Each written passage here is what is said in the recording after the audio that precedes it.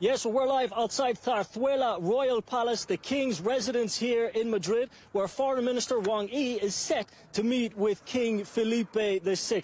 This meeting comes after another meeting with the Prime Minister Pedro Sanchez that was held in the government residence in Moncloa, closed-door meeting there, and we will hear more about what was said later. Yesterday, Wang Yi arrived in the morning directly from the Munich Security Conference in Cordoba in the south of Spain. He met with his Spanish counterpart, José Manuel Alvarez. Now, they talked about various issues, global and bilateral. Wang Yi brought some great news for the Spanish economy, announcing that restrictions on beef were to be lifted, that Spanish farmers can now sell their beef produce in China. Those restrictions have been in place since the year 2000. Alvarez called this extraordinarily positive for Spain's agriculture industry. Joint trade between these two countries worth over $50 billion, but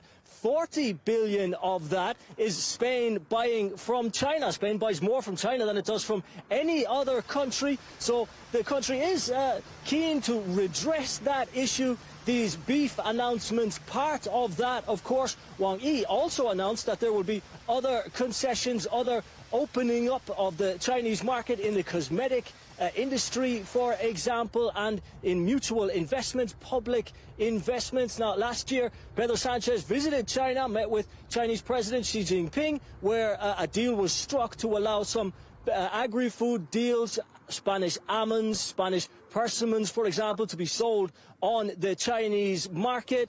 So a willingness definitely on the Chinese side to try and address that balance. Relations really between China and Spain at a high point after successful celebrations of 50 years of official diplomatic relations last year. Wang Yi also brought some good news in the shape of some giant pandas, a new couple ready to arrive here in Madrid to replace a couple that's been here now for 15 years, Hua Zuiba and Bingxing, ready to retire in the Chengdu Panda Center in China. So this trip to Germany, Spain, and next France is also aimed at shoring up support among countries central to the European Union. Wang Yi talked a lot in Munich about avoiding protectionism.